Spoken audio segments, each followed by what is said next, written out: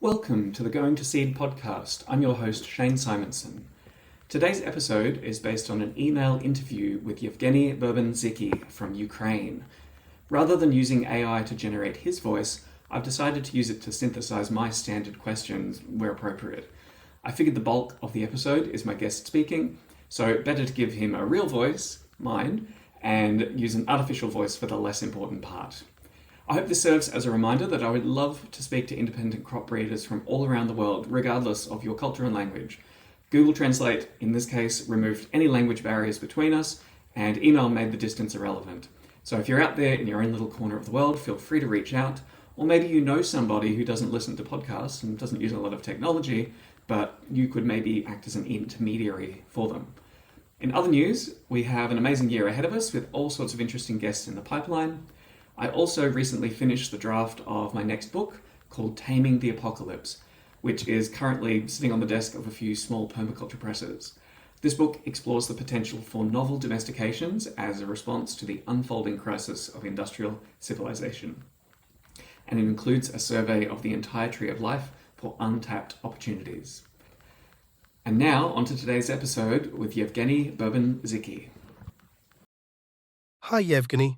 Welcome to the podcast. Can you tell the audience a bit about your background to get us started? Hi to all, my name is Yevgenii from Ukraine.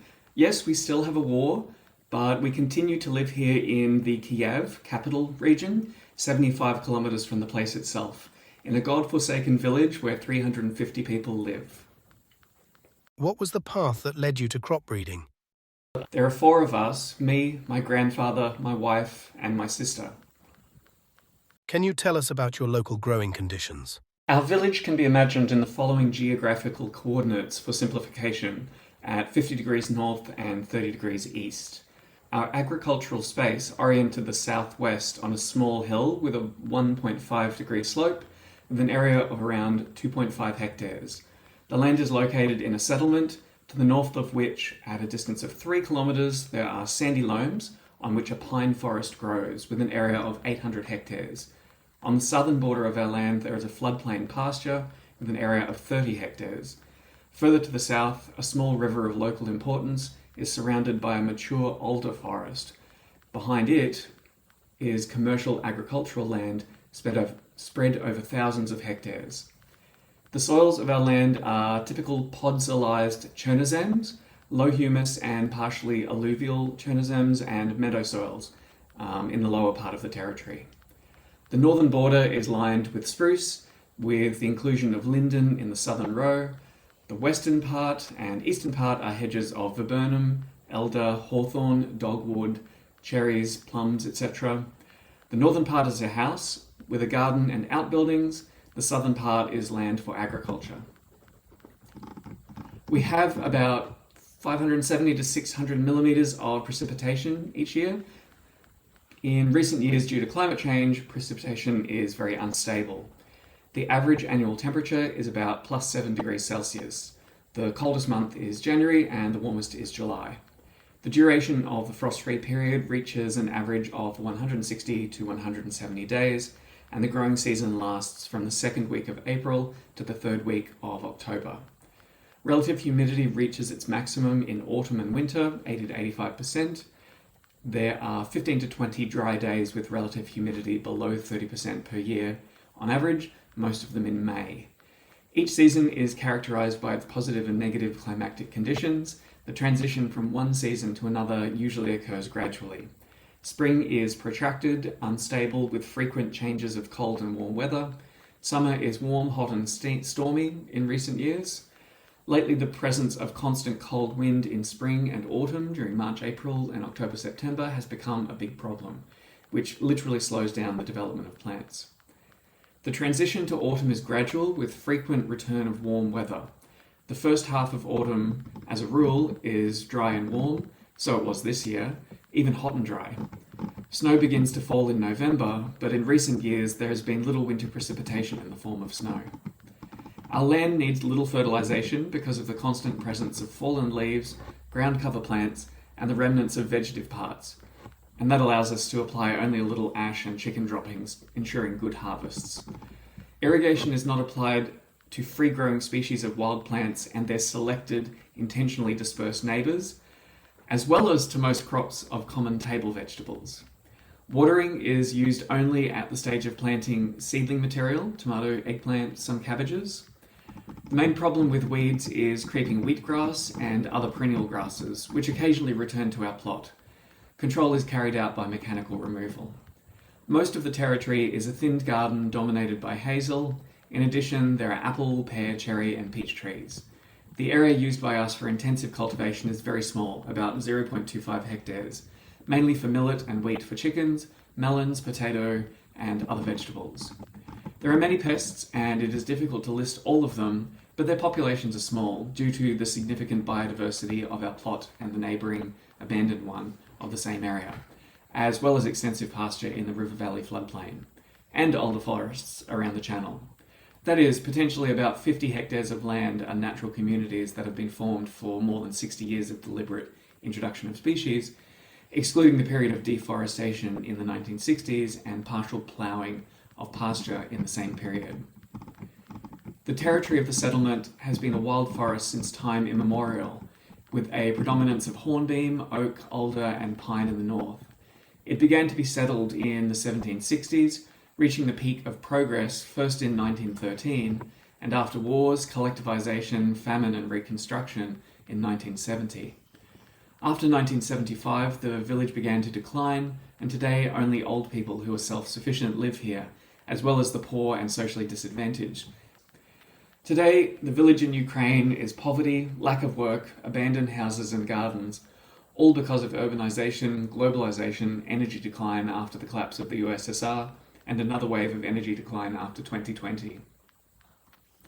During this short period, my ancestors living in this settlement from the time of its foundation until today chose for themselves the paths of traditional management of the economy, which includes the use of traditional wild plants which were scattered en masse on the pasture area, as well as the garden, borders and boundaries of the territory. Once the neighbouring plots belonged to the relatives of my ancestors, who also supported this way of life, so about 15 hectares of land around us were diversified by species in this way. Today, only my grandfather and I support this traditional way of providing food.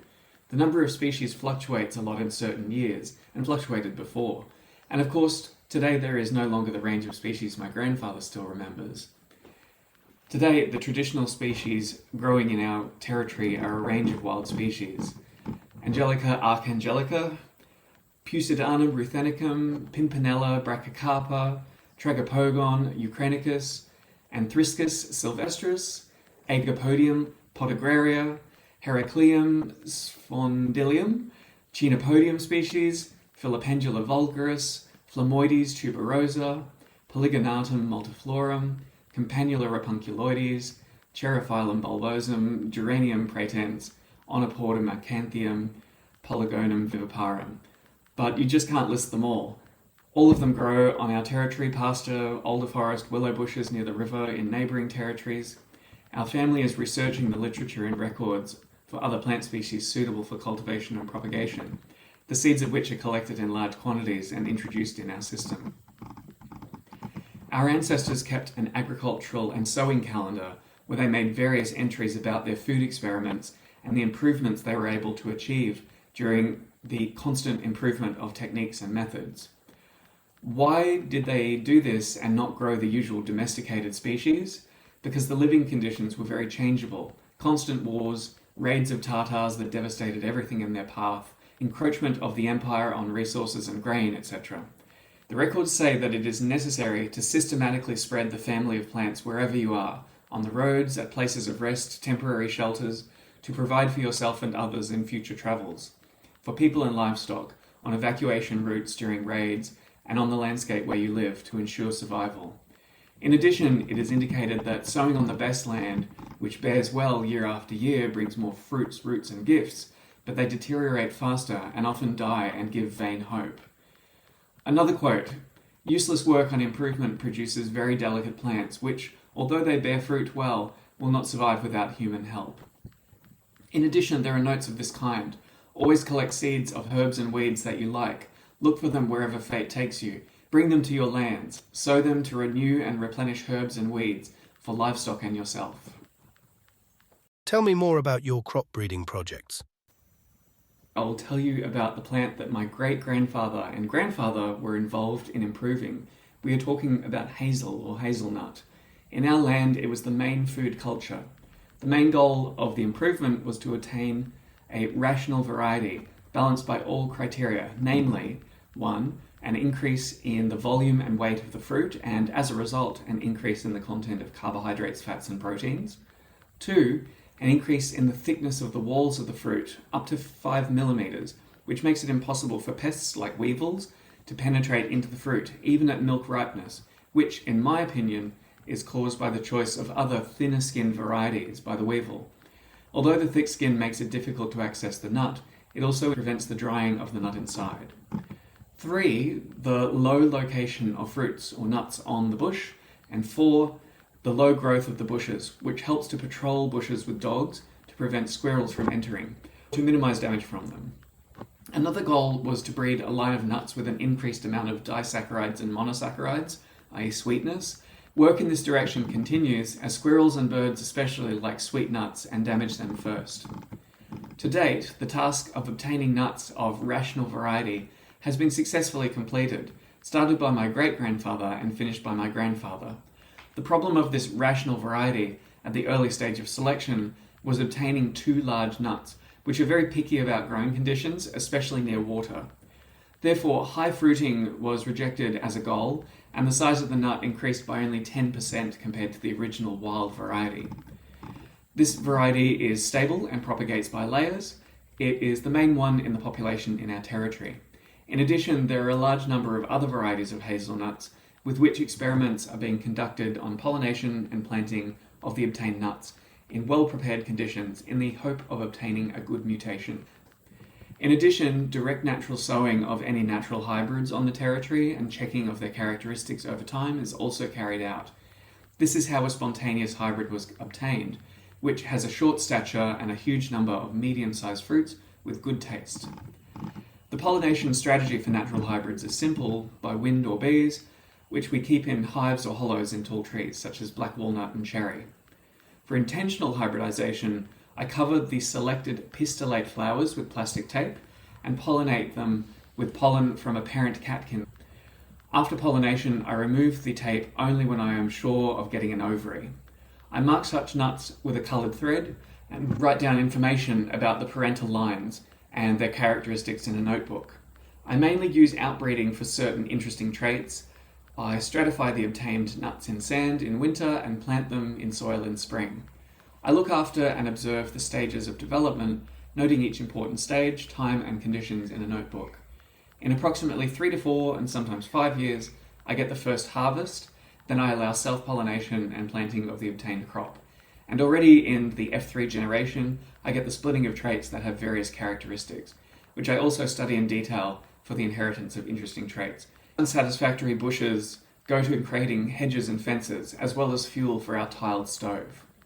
While on vacation in the Carpathians, about 3 years ago, I was treated to a very sweet hazelnut fruit, but I did not manage to get it to sprout. So I bought 2 kilos of nuts there, selected the best 25 and stratified them. I later discovered it was a Corylus pontica hybrid. I selected the best phenotype bushes and began to pollinate hybrids of ancestral selection with them. Work in this direction continues today.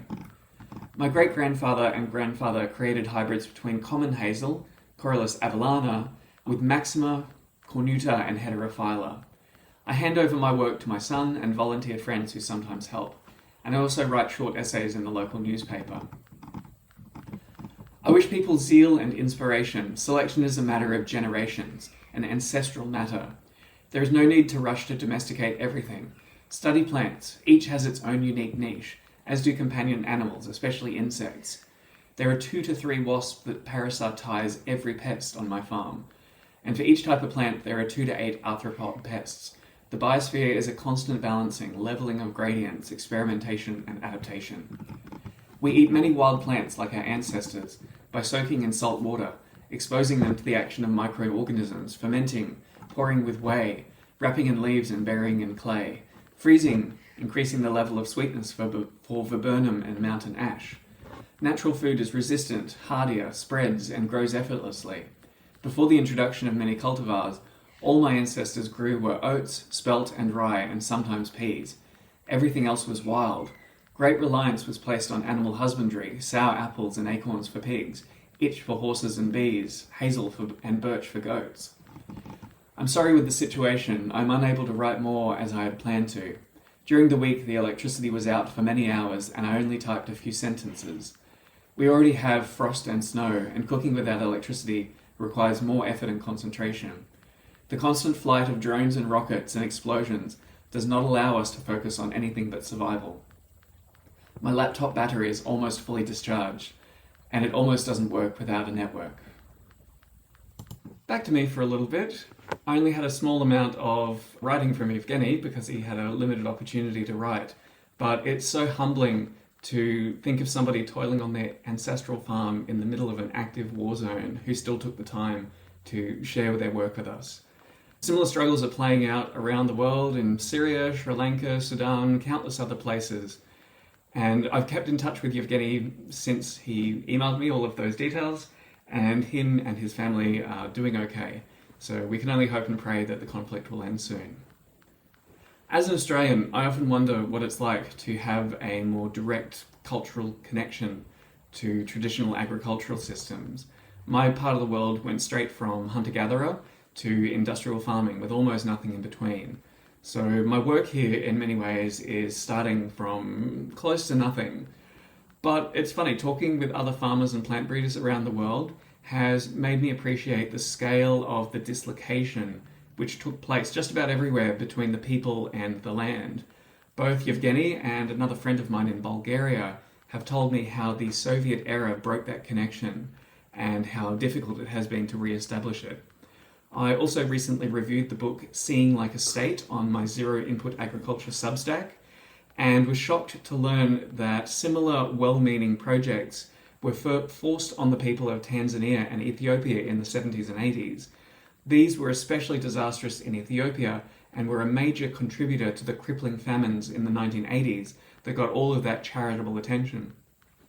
And our Western media didn't mention the failed modernization of agriculture that was behind it. Efforts like the work of Yevgenii and his family to rebuild locally adapted agricultural systems and pass them on to future generations is difficult work, but it's priceless.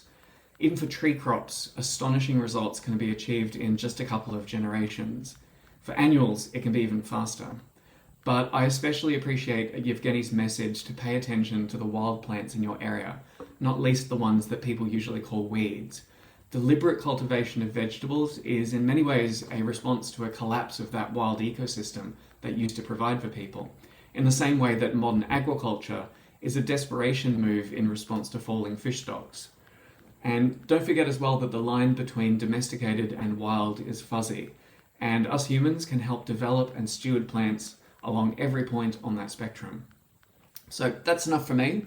This will be a fairly short episode today, but I hope it was as impactful for you as it was for me. I'm looking forward to interviewing more people like Yevgenii from strange and faraway places and different cultures to cross-pollinate our approaches to the challenges ahead.